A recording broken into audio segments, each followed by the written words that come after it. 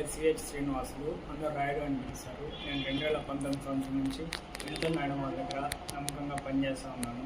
అయితే గత 1.5 సంవత్సరం నుంచి నేను రోజు ఇంటికి వెళ్ళేటప్పుడు తాగుతా అంతా చేస్తూ ఉన్నాను.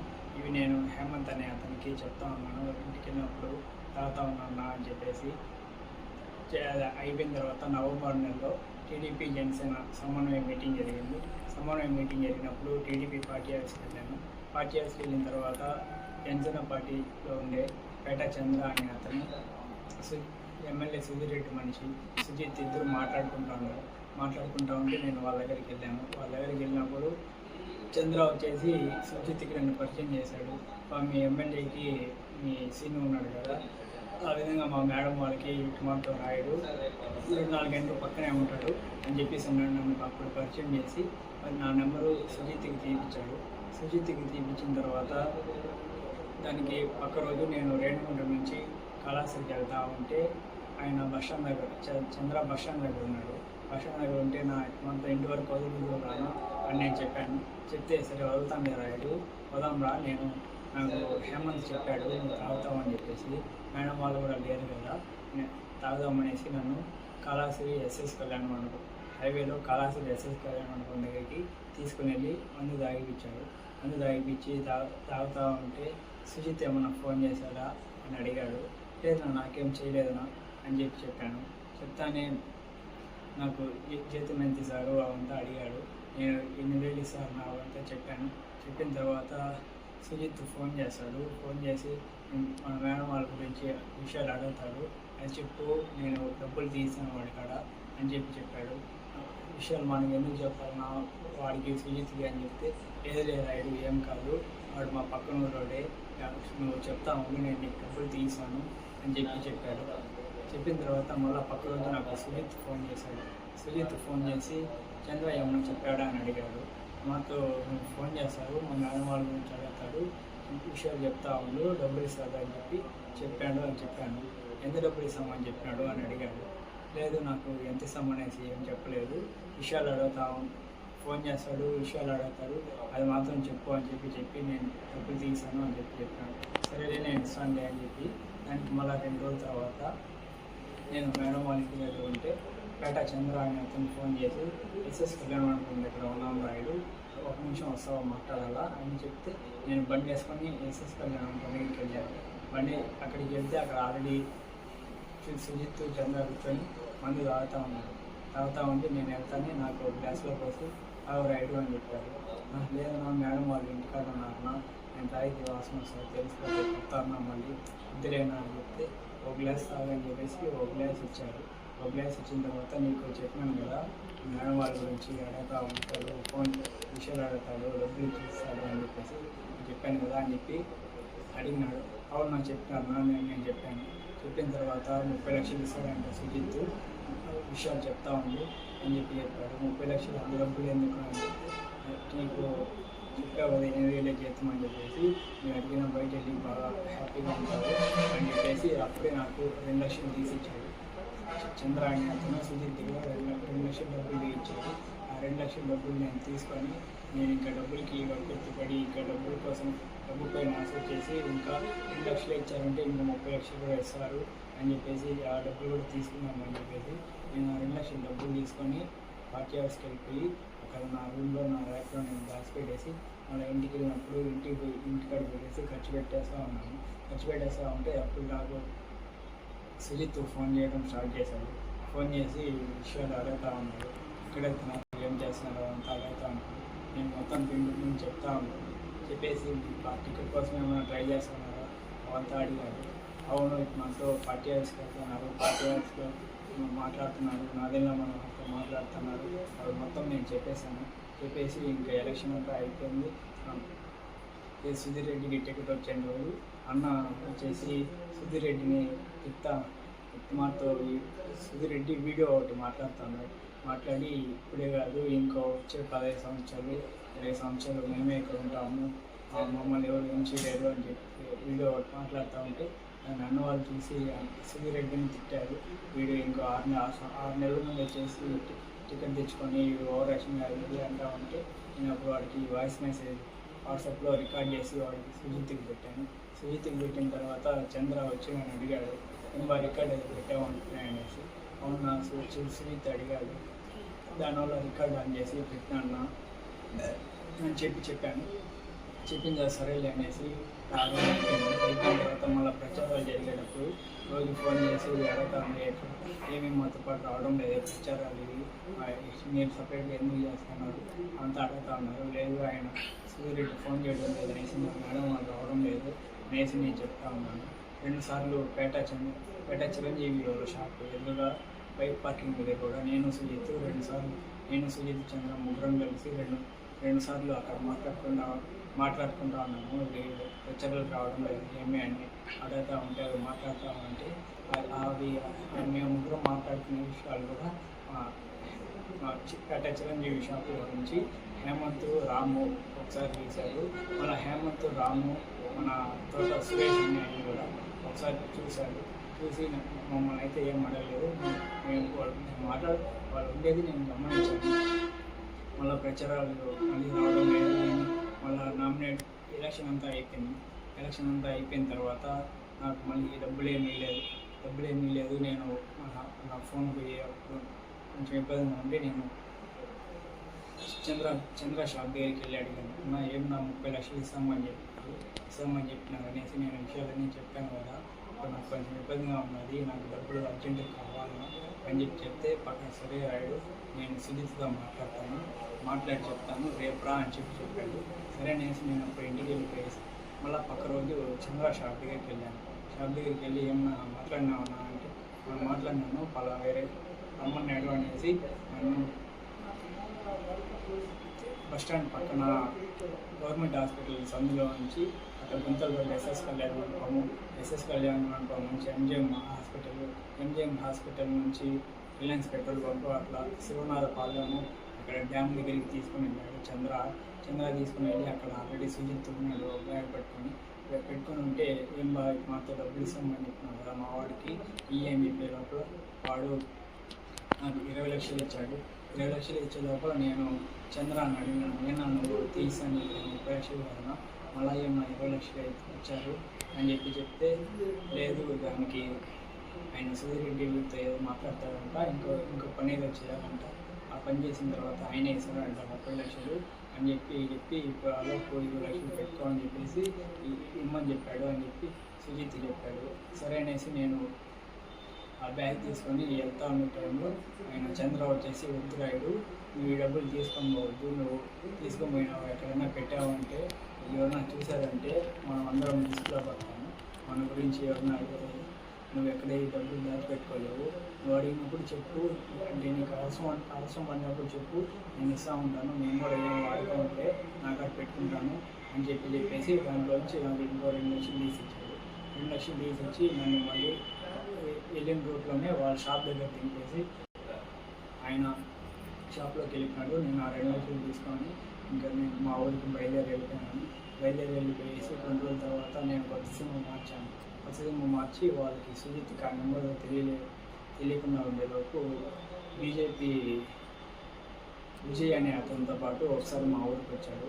మా ఊరికి వచ్చి విజయ్ మా ఊరికి వచ్చి నాతో మాట్లాడినాడు. సుజిత్ వచ్చేసి నాతో ఏమీ పోవడం లేదంటే అక్కడికి ఆయన అడిగాడు. అవును నేను రోజు ఇంటిగా నుంచి వస్తానని చెప్పినాను, దానికి వద్దన్నారు, నేను సరైన సుఖమని అయిపోయినాను అని చెప్పాను. లేదు అట్లా పోకపోతే అట్ట నేను ఎమ్మెల్యే 30 లక్షలు ఇస్తామని చెప్పి ఇంకో పని చెప్తానని చెప్పినాడు కదా, పోతేనే కదా ఆ పని చేయగలుగుతావు, పోకపోతే అట్లా పోవాలని ఖచ్చితంగా వాడికి అని చెప్పాడు. వాడు చెప్పిన తర్వాత సరిగ్గా వెళ్తాను అని చెప్పాను. ఇప్పుడు వార్త ఉండే నెంబర్ నాకు వెళ్ళి అని అడిగాడు. వాడు అడిగేలోపు నేను అప్పుడు కొత్త సిమ్ తీసుకోండి ఆ కొత్త సిమ్ నెంబర్ వాడికి ఇచ్చాను. వాడు ఇచ్చిన తర్వాత ముందులాగా మళ్ళీ ఫోన్ చేసి ఎక్కడ వెళ్తున్నారు ఏమి విషయాలు తర్వాత ఉన్నారు నేను చెప్తా ఉన్నాను. ఒకసారి ఉన్నట్టు మీ మేడం మీ సార్ని చంపేమన్నాడు ఎమ్మెల్యే అని చెప్పాడు. వాడు చెప్పిన తర్వాత నేను 2 సార్లు కార్లో వెళ్ళేటప్పుడు ట్రై చేశాను చంపేస్తాను అనేసి, కానీ అది కుదరక నేను వెళ్ళిపోయి మేడం వాళ్ళని మార్చి నేను కావాలనే చేస్తాను నువ్వు అంత నువ్వు డ్రైవింగ్ అది అమ్మది దిగుదా అని చెప్పేసి నేను అప్పుడు డ్రైవింగ్ వెనకాల చదివి దాని తర్వాత నాకు డ్రైవింగ్లో వేయకుండా వేరే పని పెట్టుకున్నాను. నేను సుజిత్కి చెప్పాను, నాకు చేస్తానండి, అది చేసి నాకు కారు ఇవ్వడం లేదు, డ్రైవర్ని మార్చేసినారు అని చెప్పాను. చెప్పిన తర్వాత సరేలే అనేసి గమనైపోయిన తర్వాత ఏప్రిల్ 6వ తారీఖు నాకు నైట్ ఫోన్ చేసి కోకోకోలా ఫ్యాక్టరీ దగ్గర ఒక రూమ్లోకి రమ్మని చెప్పారు. నేను అప్పుడు ఇంటికి ఆఫీస్ దగ్గర ఆలస్యంలో పార్టీ ఆఫీస్ నుంచి మా ఊరు ఆర్చికాడికి వెళ్ళి అక్కడ అతని కోసం వెయిట్ చేస్తూ ఉన్నాను. వెయిట్ చేస్తూ ఉంటే సుజిత్ వచ్చి తీసుకొని వెళ్ళాడు. అది వచ్చేసి మన కోకోకోలా ఫ్యాక్టరీ ఆపోజిట్లో ఒక ఇల్లు లాగా ఉంటుంది, ఆ ఇంటి కాడికి తీసుకొని వెళ్ళాడు. తీసుకొని వెళ్ళిన తర్వాత చంద్ర కూడా వచ్చాడు. అక్కడికి వచ్చి మామూలుగా మందు తాగుతూ ఉన్నాము. నైట్ తాగుతూ ఉంటే సుజిత్ వచ్చేసి చంద్ర అని అడిగాడు, ఇంకా మీ వాడికి ఇచ్చిన డబ్బులు ఇంకా ఇచ్చేసినావా లేదా అని అడిగాడు. లేదు నాకడే ఉన్నది, అడిగినప్పుడు ఇస్తాను అని చెప్పాడు.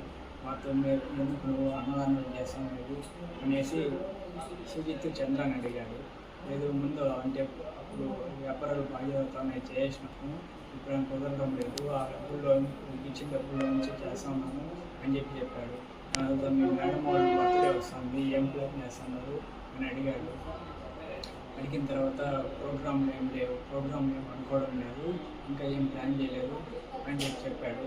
సరే మీ వాళ్ళని అమ్మచ్చా రికార్డులు అమ్మ చేస్తున్నాను మాట్లాడేది అవంతా అడిగినాడు. లేదు అతంతా ఏం చేయలేదు అని చెప్పాడు. చెప్పిన తర్వాత అతను చంద్ర అనే అతనికి ఫోన్ వచ్చేలోపు బయటికి వెళ్ళి ఫోన్ మాట్లాడతా అట్లే వెళ్ళిపోయినాడు. అలాగే నాకు మంది ఎక్కువైపోయి నేను పనులు వేసే టైంలో సుజిత్ వచ్చేసి నాకు ఫోన్ తీసుకున్నాడు. నా ఫోన్ తీసుకొని ఏదో నైట్ మొత్తం చూశాడు. చూసిన తర్వాత మళ్ళీ నేను అప్పుడు పనులు వేసాను. తెల్లవారుతో వేసి ఫోన్ తీసేటప్పుడు ఛార్జింగ్ అయిపోయి మళ్ళీ అతనే కేబుల్ ఇచ్చాడు. కేబుల్ ఇచ్చి ఛార్జింగ్ పెట్టుకుంటా ఉండి అర్ధగంట ఛార్జింగ్ పెట్టుకుని నేను తిరుపతికి వెళ్ళాను. హాస్పిటల్ కాడికి తిరుపతికి వెళ్ళిన తర్వాత మళ్ళీ ఫోన్ చేశాడు సుజిత్. ఫోన్ చేశాక అంతా తిరుపతికి వచ్చాను అని చెప్పాను. చెప్పిన తర్వాత సరే అయిపోయిన తర్వాత నైట్ ప్లేస్కి వచ్చేసేయి అని చెప్పాడు. సరే అనేసి నేను అక్కడ అయిపోయిన తర్వాత నాతో పవన్ అనే అతను ఉంటే అతన్ని వాడికి మెట్టుకండే దగ్గర టిప్పను అంతా తీపిచ్చి వాడికి మందు తీసుకోమని చెప్పేసి వాడికి చెప్పి ఆర్చికారు తీసేసి వాడిని పంపించేసి సుజిత్ వచ్చి నన్ను ఆ రూమ్ కాడికి తీసుకొని పోయాడు. రూమ్ కాడికి తీసుకొని పోయి బిర్యానీ మందు అంతా తీసుకొని వచ్చి తాగుతా ఉండి తింటా ఉండే టైంలో మధ్యాహ్నం టైంలో ఎమ్మెల్యే సుబ్బిరెడ్డి ఆ రూమ్ దగ్గరికి వచ్చాడు. రూమ్ దగ్గరికి వచ్చేసి నువ్వేనా అంతా ఒక పనిచేస్తూ ఉండేది అని అడిగాడు. అవును నేనే అని చెప్పాను. అంతే సార్ నేను జీతం అంతా అడిగాడు. నేను 9,000 ఇస్తున్నారు అని చెప్పాను. 9,000 ఇంకా ఎవరు నాకు పని చేస్తారా, నేను 19,000 ఇస్తాను, నాకు అది వచ్చేసి అని అడిగాడు. లేదు మా మేడం వారికి 10వ వచ్చిన తర్వాత కారు ఇల్లు కొనిస్తామని చెప్పారు, దానికోసం నేను ఆడే ఉన్నాను, మా ఇంట్లో అక్కడే ఉన్నామని చెప్తారు అని చెప్పాను. సరే నువ్వు రాకపోతే పోయినావు, మా కోవిడ్లో ఉంటాడంటే మీ అత్త మీ చెల్లెలు కోడూరులో ఉంటారంట, ఈ మధ్య పెళ్ళి మీ చెల్లెలకి మీ అవ్వ ఒకటే ఇంట్లో ఉంటారంట కదా, మీరు బొక్కింగ్ పాలం అంటారు కదా అని అడిగాడు. అవును నీకు ఇవన్నీ ఎట్లా తెలుసు అని చెప్తే నేను ఎమ్మెల్యే నాకు ఇవంతా తెలియకుండా ఉంటుందా అని చెప్పాడు. చెప్పిన తర్వాత మా వాడు ఆల్రెడీ 20 లక్షల డబ్బులు మరి నన్ను ఇచ్చినావా అని అడిగాడు. అవును ఇచ్చాను అని చెప్పాను. దాని తర్వాత సరే నువ్వు నా కాడికి రాకపోతే పోయినావు, నేను మేడం మీ సార్ ఏదైనా ప్రైవేట్గా ఉండే వీడియోలు లేకపోతే మీ పార్టీలో ఎవరికైనా పెద్దవాళ్ళతో మాట్లాడుతూ ఉండే వీడియోలు లేకపోతే ఏదైనా నన్ను చెప్తా ఉండే వీడియోలు లేకపోతే మీ మేడం ఏదైనా వల్గర్గా ఉండే వీడియోలు నాకు ఇచ్చేసేయి, ఆల్రెడీ మా వాడు చెప్పినాడు కదా నీకు 30 లక్షలు డబ్బులు ఇస్తామని చెప్పేసి అని వాడు పక్కన డబ్బులు ఓపెన్ చేసి చూపించి ఈ మాత్రం అవి నాకు ఇచ్చేసినా ఉంటే ఈ డబ్బులు నీకు ఇచ్చేసాను, నేను బయటకు పంపించేస్తాను, నీ పేరు ఏడా నేను వెంటనే వెళ్ళి హ్యాపీగా బతుకు అని చెప్పి డబ్బు లేకుండా తీసుకుని వెళ్ళిపోయాడు. తీసుకుని వెళ్ళిపోయిన తర్వాత అక్కడ కొంచెంసేపు ఉండి నేను తినేసి ఇంటికి వచ్చేసిన తర్వాత మళ్ళీ నాకు 14వ తేదీ సుజిత్ చంద్రాకి చెప్పినాను, మాతో ఎమ్మెల్యే ఇంటికి వెళ్ళేసి వచ్చాను అని చెప్పి మాతో ఏం చెప్పాడు అని అంతా అడిగాడు. అడిగితే నేను మాతో పోయినాను, వీడియోలు అడుగుతున్నారు, వీడియోలు మన వల్ల యాడ్ అవుతుందా కాదులేనా అని చెప్తే లేదు నువ్వు తీయాలి రాయుడు, నాకు తీసి ఇచ్చే వీడియోలు నేను ఆల్రెడీ 20 లక్షలు ఇస్తాను అని చెప్తున్నాను, నేనే తీయించాను కదా, ఆ 30 లక్షలు 30 లక్షలు కాకపోతే ఇంకో 30 లక్షలు వేసి 60 లక్షలు నేను తీస్తాను, నాది బాధ్యత, నేను నన్ను నమ్ము, మళ్ళీ వాళ్ళకి మనకి సంబంధం ఉండదు, పని అయిపోతుంది అని చెప్పేసి ఆ రోజు వెళ్ళిపోయాడు. ఆ రోజు నాకు కొట్టేసాయి అనే అతను కూడా 3 సార్లు ఫోన్ చేశాడు. 3 సార్లు ఫోన్ చేసే లోపల నేను ఫోన్ చూడలేదు, ఆటోమేటిక్గా రిప్లై కాల్ యూ బ్యాక్ అనేసి పెట్టిన తర్వాత అతను నాకు మెసేజ్ పెట్టాడు.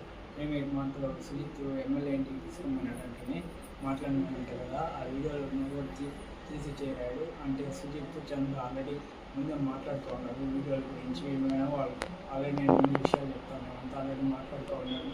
ఎందుకంటే నాకు మెసేజ్ పెట్టారు, మొత్తం ఆ వీడియోలు తీసి చేయి, మనం మనం కలిసి ఉండాలి, ఎప్పుడు వాళ్ళని ఊళ్ళోంచి తరమేయాలి, ఆ వీడియోలు తీసి చేయి, నీ వల్ల అవుతుంది అనేసి నాకు మెసేజ్ పెట్టాడు. అన్న నువ్వు నాకు మెసేజ్ ఏం పెట్టద్దు, నా ఫోన్ ఎప్పుడు అకౌంట్ తీసుకుంటారో తెలియదు, ఏదైనా ఉంటే చంద్ర చెప్పు, చంద్ర నాకు చెప్తాడు అని చెప్పాను. చెప్పిన తర్వాత సరే అనేసి గమనించాను.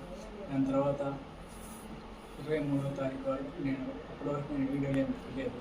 23వ తారీఖు సుజిత్ నాతో డైరెక్ట్గా మాట్లాడి, ఏమి ఎమ్మెల్యేని మాట్లాడిన తర్వాత ఏమి లెక్కలేదా అనేసి బెదిరించి మీ ఇంట్లో గురించి అంతా మాకు తెలుసు అని చెప్పినవారు, ఏంటి నువ్వు ఉన్నావు, మేము మా గురించి మీకు తెలియదు, అప్పుడు మీ మేడం కారు బోల్ట్ తీసిన కూడా మేమే, మా గురించి నీకు పూర్తిగా తెలియదు, మేము ఇంట్లో నుంచి అన్నా చంపేస్తాము, ఏడాడున్నారు మొత్తం చెప్పాను కదా, లేదంటే నువ్వు ఇన్ని రోజులు మాట్లాడుతుంది అంతా నా కాడ రికార్డులు ఉన్నాయి, నేను బయట పెట్టేస్తాను, బయట పెట్టానంటే మీ మేడం వాళ్ళు నేను ఏం చేయాలో చేస్తారు, అంతవరకు తెచ్చుకోవద్దు, నువ్వు పోలీస్ స్టేషన్ పోయినా కూడా ఏం చేయలేదు, మీ మేడం వాళ్ళు ఏం చేయలేదు, మేము ఏం చెప్తే అదే చెప్తారు అని చెప్పేసి నాకు మర్యాదగా ఇచ్చేది ఎప్పుడు ఇస్తాను అడిగాడు.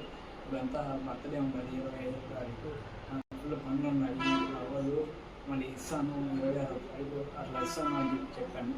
చెప్పిన తర్వాత 26వ తారీఖు ఇంట్లో ఎవరు లేరు, మేడం ఒకటి సోఫాలో కూర్చుంటే నేను కొన్ని కాలానికి కూర్చున్నట్టు కూర్చొని నా ఫోన్ బ్యాక్గ్రౌండ్ వీడియో రికార్డ్ అని అప్పుడు వీడియో ఆన్ చేసుకొని 2 నిమిషాల మధ్యలో వీడియో పెట్టే లోపల నా ఫోన్కి వాట్సాప్లో ఏదో మెసేజ్ వచ్చింది. మెసేజ్ వచ్చే లోపల అది సౌండ్ వచ్చి మేడం అక్క తీసుకొని చదివిస్తాను అని చెప్పి తర్వాత అనే టైంలో వీడియో చేసి ఫోన్లో డిలీట్ చేశాను. నాకు భయంగా చేసింది. నేను సునీతకి ఫోన్ చేశాను, అంత వీడియో తీస్తూ ఉండి నేను జరుపుకున్నాను, ఏం చేయాలి ఇప్పుడు అని చెప్తే నువ్వేమని చెప్పావు అని అడిగాడు. నేనేం చెప్పలేదు, నానేం అడగలేదు, అయితే ఏం చెప్పలేదు, నాకు భయంగా ఉన్నది అని చెప్పాను. చెప్పిన తర్వాత మా అన్నయ్య చెప్తే బాగుండదు, నాకు ఆల్రెడీ ముందే చెప్పాను కదా, మీకు ఇంకంతా మాకు తెలుసు, వాళ్ళు నేను చెప్పేస్తాను, దీని వెనకాల ఎమ్మెల్యే ఉన్నాడు లేకపోతే నేనున్నాను, మా అన్నయ్య చెప్తా ఉంటే బాగుండదు అని చెప్పేసి నేను సౌండ్ రావాలి వాడు ఫోన్ కట్ చేసాను. ఫోన్ కట్ చేసిన తర్వాత నేను ఏం చేయాలో తెలియక నేను ఒకటే సాయి అనే అతనికి మెసేజ్ పెట్టాను. నాకు మనతో వీడియో గురించి తెలుసు కదా, నాకు తీస్తాను దొరికినా ఏం చేయాలి అని చెప్పి వాడు కూడా ఏం రిప్లై లేదు. దాని తర్వాత నేను పేట చంద్ర కూడా మెసేజ్ పెట్టాను, నాకు మనతో వీడియో తీస్తాను దొరికినా అని చెప్పే లోపల ఆయన అవునా ఎక్కడ దొరికిపోయినావు రాయుడు, నా మీద చెప్పద్దు, డబ్బులు నేను తీసాను, నేను అకౌంట్ తప్పించుకొని వచ్చేసేది అని చెప్పాడు. చెప్పిన తర్వాత నేను ఆ రోజు ఎమ్మెల్యే కూడా